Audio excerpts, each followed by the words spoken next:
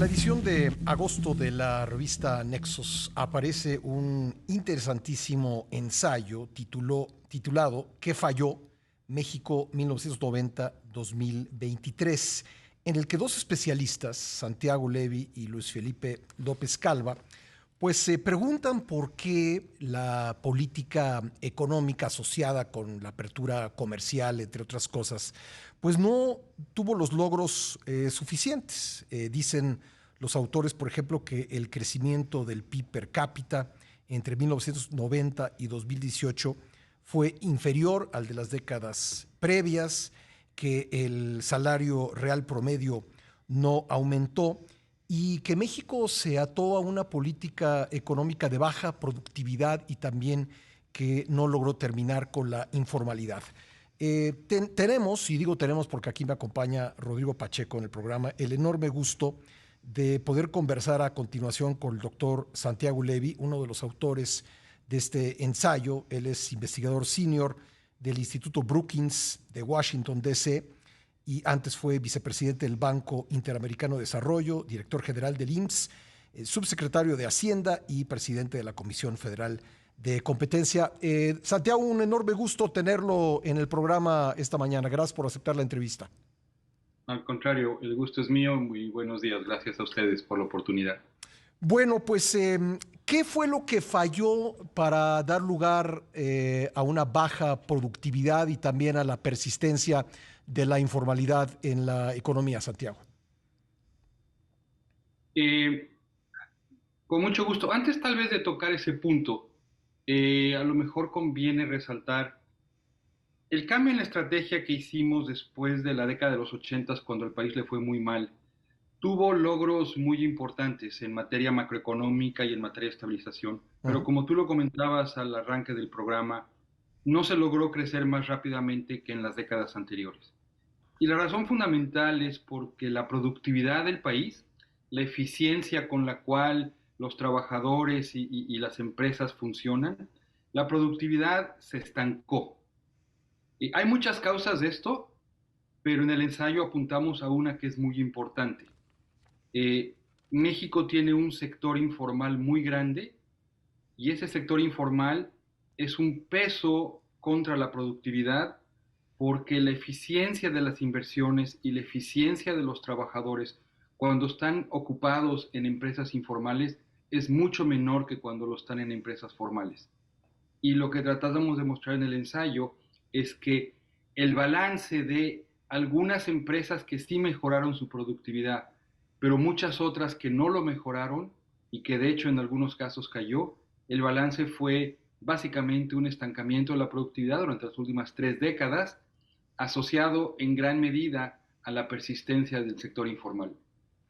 A lo mejor la pregunta es obvia, pero sí me gustaría escuchar la explicación. Sabemos que en números redondos, el 45% de la economía mexicana que es formal genera las 3/4 partes del Producto Interno Bruto y el 55% de la informalidad genera apenas 1/4 parte del PIB. ¿Por qué es tan improductiva la parte informal de la economía?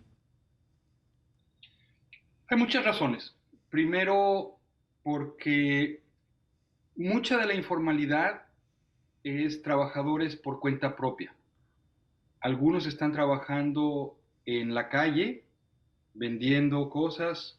Algunos están en empresas, también en la calle. Los tianguis, típicamente hay dos, tres personas, cuatro personas trabajando en un establecimiento que puede ser vendiendo jugos o puede ser vendiendo frutas. Pero también hay muchas empresas informales que están en establecimientos fijos al interior de casas o en algunos lugares industriales, pero que típicamente son establecimientos muy pequeños, que tienen en promedio entre dos y tres personas y que les es muy difícil acceder al crédito porque en muchas ocasiones ni siquiera están registradas como sociedades anónimas, eh, tienen vidas muy cortas y estos emprendimientos típicamente después de 2 o 3 años quiebran y se crean otros. Y el país lo que está haciendo continuamente es desperdiciar inversiones y desperdiciar capital en emprendimientos de muy baja escala que no adoptan nuevas tecnologías, que no capacitan a los trabajadores, pero que por múltiples razones pueden ser muy rentables y puede tener mucha lógica para las personas que trabajan en ellos estar ocupados ahí y no en una empresa formal más grande.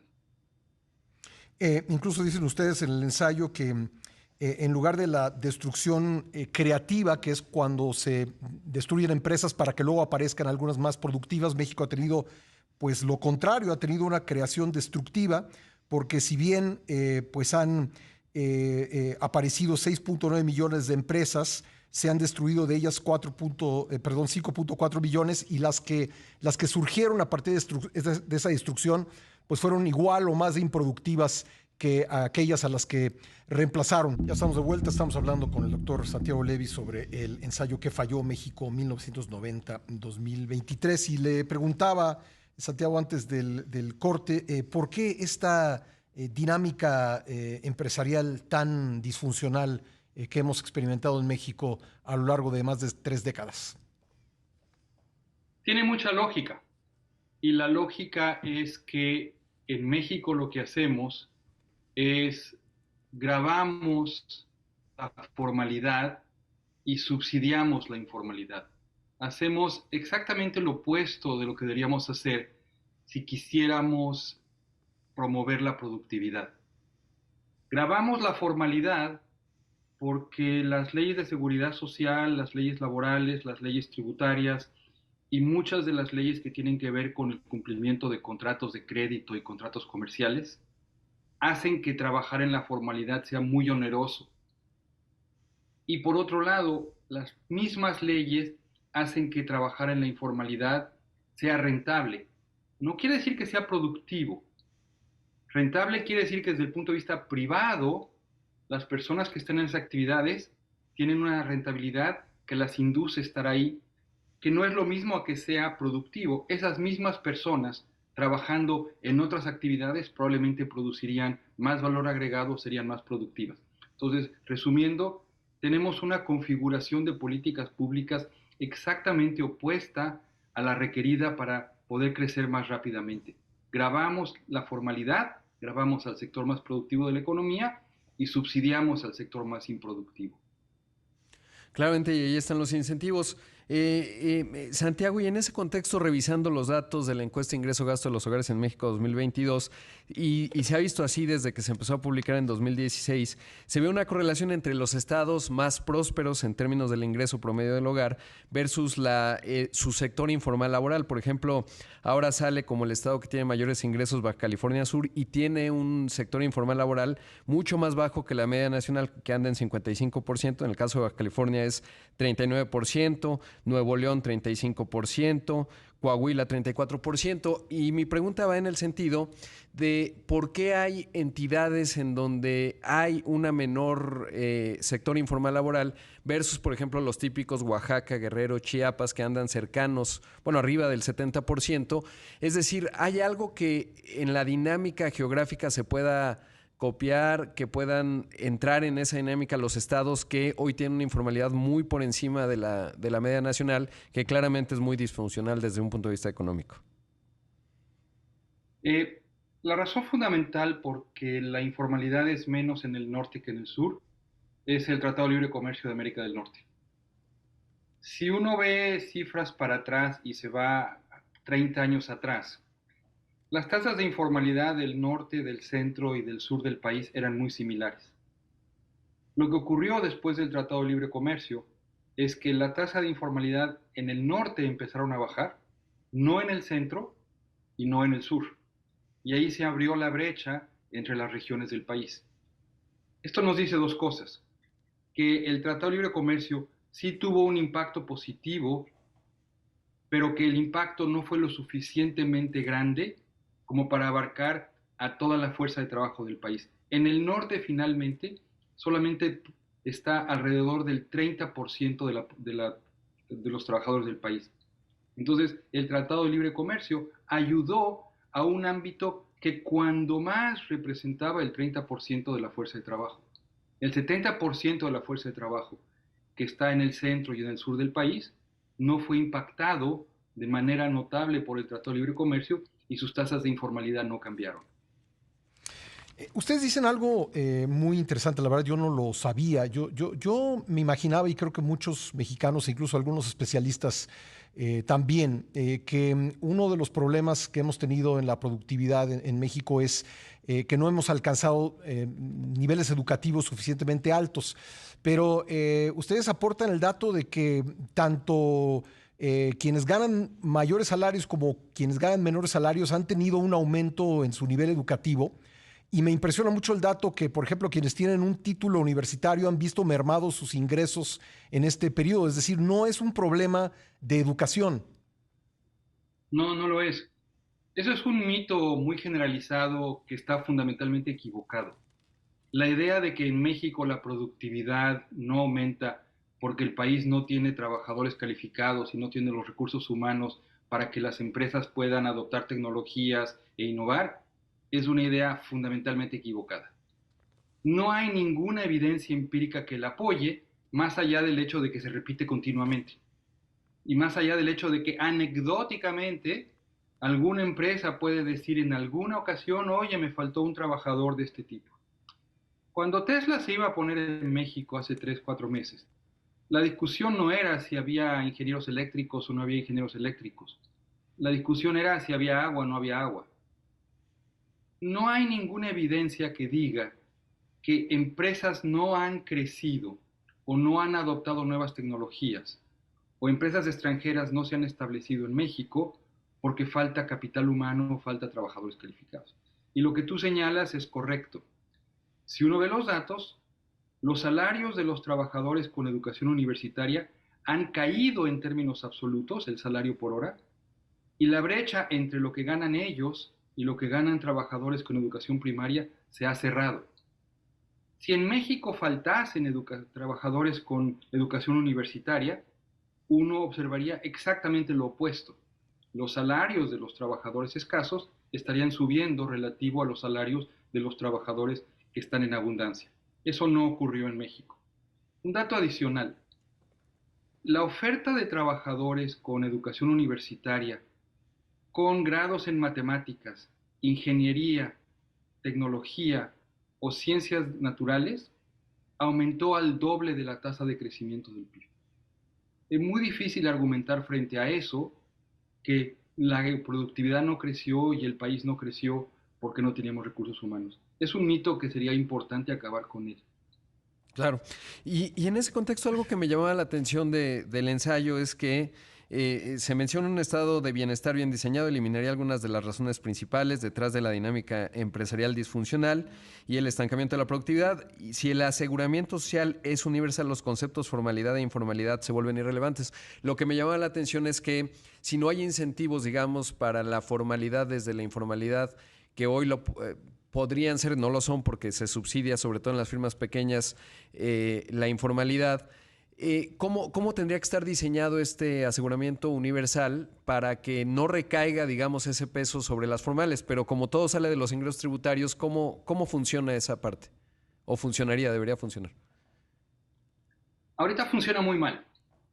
Y empecemos por decir que utilizamos el lenguaje equivocado para discutir este problema.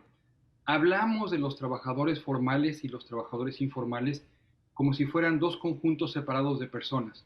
En un lado están los formales y en el otro lado están los informales.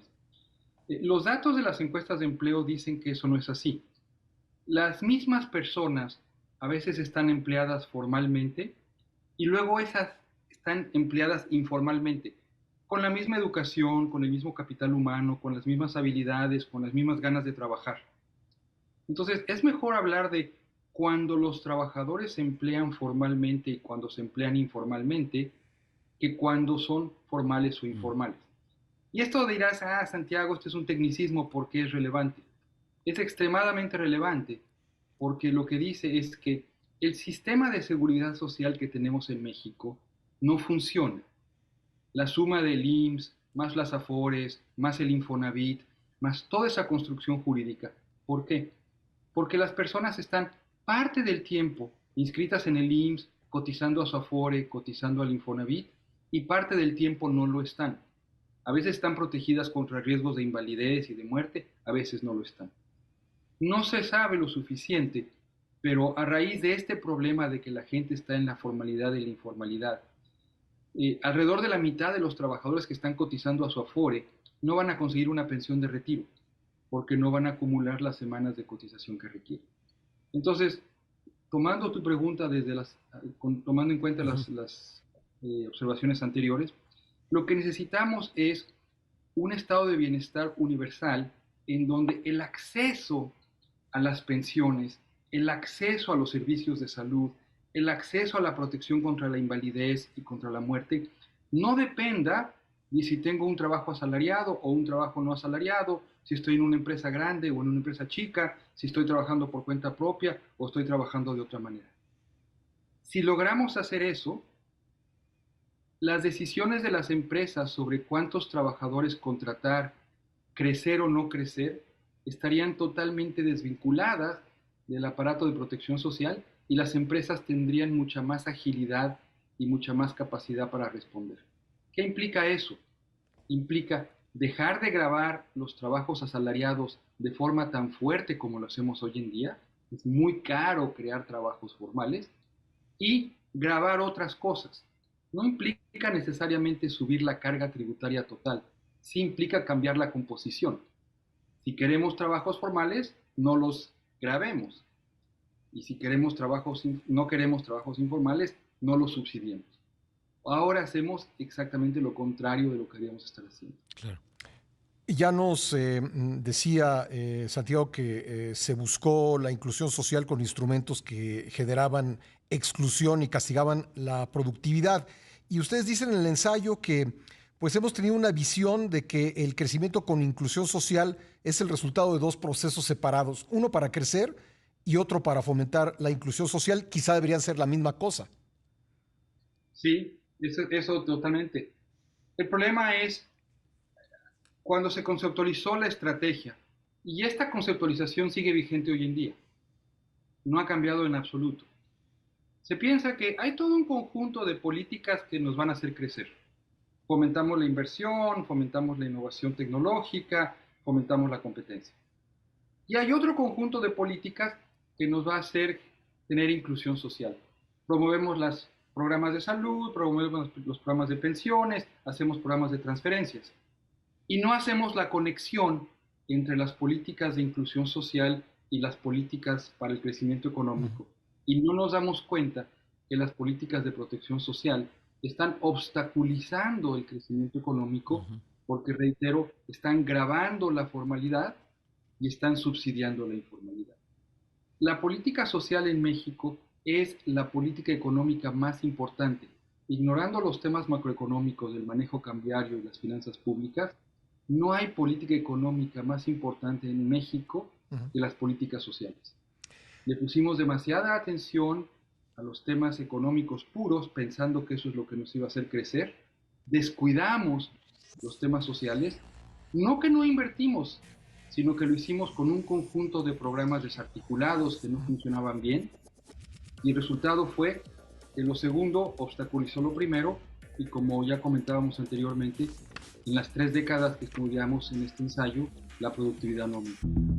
Quiero nuevamente agradecerle al doctor Santiago Levy que nos haya acompañado en esta entrevista y recomendar el ensayo que él y Luis Felipe López Calva publican en Nexos de agosto, ¿Qué falló México 1990-2023? Santiago, para concluir, ¿qué sigue? Es decir, dicen ustedes en el ensayo que pues persiste buena parte de la política macroeconómica de comercio exterior, tributaria, fiscal, de aseguramiento social y combate a la pobreza, pero ¿qué es lo que, pensando en un cambio de gobierno como el que tendremos el año entrante, qué es lo que tendría que venir de distinto para producir resultados diferentes?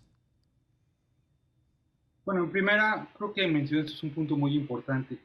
En los últimos años creo que todos hemos sido testigos de discusiones que desde nuestra perspectiva son bastante secundarias. Los temas más importantes para el desarrollo del país desafortunadamente no están sobre la mesa. Y dedicamos demasiada atención a si esta obra de infraestructura se cambió de lugar o si refinería se debe haber hecho o no sé. Son cosas bastante secundarias para el desarrollo a mediano plazo del país. Es muy importante notar que los rasgos estructurales centrales que determinan el bajo comportamiento y la baja productividad de nuestra economía son los mismos hoy que eran hace 10 o 15 o 20 años. No ha cambiado nada en lo fundamental. Esta observación sirve de pausa para cuando miramos una siguiente administración. La primera observación es: dejemos de pelearnos por cosas que no son secundarias. En lo fundamental tenemos que coincidir que las cosas han fallado, no parándonos en 1918, parándonos en 2023, y por eso el título del ensayo es México 1990-2023. Hay una continuidad fundamental. Y entonces, ¿para dónde podríamos caminar mirando hacia adelante? La palabra central es instituciones incluyentes. No podemos tener un país en donde si tienes un contrato laboral de esta manera, estás en el IMSS. Pero si tienes un contrato laboral de esta otra manera, estás en el INSABI. Si tienes un contrato laboral de esta forma, sí pagas impuestos. Pero si tienes un contrato laboral de esta otra forma, no pagas impuestos. Y si lo tienes así, tienes derecho a una pensión gratuita. Pero si lo tienes de esta otra manera, no lo tienes. Y lo mismo con las empresas. Si la empresa es grande, paga este tipo de impuestos. Si la empresa es pequeña, paga este tipo de impuestos. La palabra es instituciones incluyentes. Eso implicaría universalizar la protección social con las mismas instituciones para todos. Ya no mexicanos de primera y de segunda, todos mexicanos de primera, con acceso a los mismos beneficios de protección social, a los mismos servicios de salud, a las mismas pensiones, y a las empresas abrirles el espacio para que puedan crear empleos, crecer, ajustarse e innovar sin las cargas que hoy tienen que obstruyen el desarrollo. Hay un inmenso espacio para que el país pueda crecer con inclusión social si dejamos al lado una serie de discusiones un poco ruidosas y de segundo orden, y todos coincidiéramos en una agenda de construcción de instituciones incluyentes que simultáneamente hagan que el país tenga más inclusión social y al mismo tiempo sea más productivo. Pues doctor, le queremos agradecer mucho el tiempo que nos ha dedicado, nuevamente invitar a quienes nos escuchan a leer el ensayo, porque evidentemente contiene mucho más de lo que pudimos platicar con usted en estos minutos. Le mandamos un fuerte abrazo. Muchas gracias. Gracias, el doctor Santiago Levy. Rodrigo, para concluir. Pues la verdad es que interesantísimo, y sobre todo, bueno, pues hablan ellos simplificando de tres aspectos: la informalidad, que tiene que ver con lograr este esquema universal, la débil competencia, que no es cosa menor. Me llamó la atención y me gustó mucho la reflexión, un dato nuevo, que como los 1,000 millonarios pues han crecido como proporción del PIB, pero además no hay innovación ahí. Cuando uno revisa las listas, no se han transformado en los últimos 20 años. Eso no lo dice en el ensayo, pero lo de la transformación. Sí, por ejemplo, tú cuando planeábamos esta entrevista me decías, pues, ¿quién era Elon Musk hace 10 años? Sí. ¿No? Y de repente irrumpe. O Jeff Bezos, ¿no? Y genera muchísimo valor, pero bueno, nuestra lista de 1,000 millonarios ha mantenido estable. Y no quiero hacer tabula rasa, pero en algunos casos uno puede advertir que no hay mucha creación de valor. De valor, exactamente. ¿No? Y más bien hay mercados captados y rentas, pues rentistas le llaman. Sí. Y la última es la alta corrupción, que es un tema eterno de México, más la inseguridad, que me parece empieza a ser un factor que también influye mucho en algunas zonas del país. Pienso, ejemplo, Nuevo León, Tamaulipas, ¿no?